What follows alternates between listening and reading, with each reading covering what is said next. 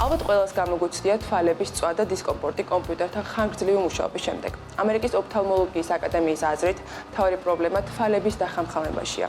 ჩვეულებრივი ადამიანი წუთში საშუალოდ 15 ჯერ ახამხამებს თვალს, თუმცა ეკრანის ყურებისას ეს მაჩვენებელი შეიძლება განახევრდეს. ბოლო კვლევებით იშვიათ ხამხამთან ერთად თვალის ციფრული დაღლილობის მიზეზებია ეკრანის მკვეთრი კონტრასტი და ანარეკლები, არასწორი დისტანცია და ხედვის კუთხე, ცუდი განათება და არასწორი პოზა მუშაობისას. მეცნიერული კვლევები ადასტურებს, რომ ეკრანიდან მზერის პერიოდული გადატანა მართლაც ამცირებს თვალის დატვირთვას. ამ მეთოდს ამერიკის დაავადებათა კონტროლისა და პრევენციის ცენტრიც უწევს რეკომენდაციას. რეკომენდაცია კი ასეთია: ყოველ 20 წუთში მინიმუმ 20 წამით გადატანეთ მზერა 20 ფუტით, აგივე 6 მეტრით დაშორებულ ობიექტზე. და ეს მარტივი სავარჯიშო თვალის ხამხამის ნორმალურ რიტმს აღადგენს და ასევე აუმჯობესებს სიმშრალეს.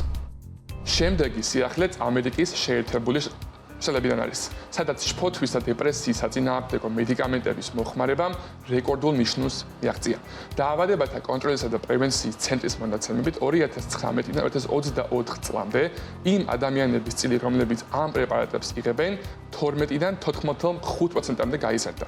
ეს ნიშნავს, რომ დამატებით 8 მილიონმა ამერიკელმა დაიწყო ამ ჯგუფის მედიკამენტების მიღება.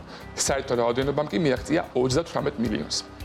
აქ არის ბევრი მიზეზი, მთავარი არის პანდემიის დროინდელი სტრესი, უკეთესი ხელმისაწვდომობა სამედიცინო დახმარებაზე და ახალგაზრდებში ფსიქოლოგიურ დაავადებებზე სტიგმის შემცირება.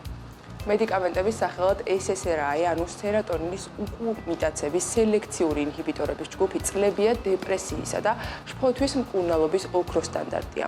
თუმცა რობერტ F. კენედი უმცროსი ამ მედიკამენტების მოხმარების ასეთ ზრდაში სერიოზულ საფრთხეს ხედავს. მისი აზრით, ამ მედიკამენტების შეწყვეტა ზოგჯერ ბევრად რთულია, ვიდრე ჰეროინზე დამოკიდებულების დაძლევა.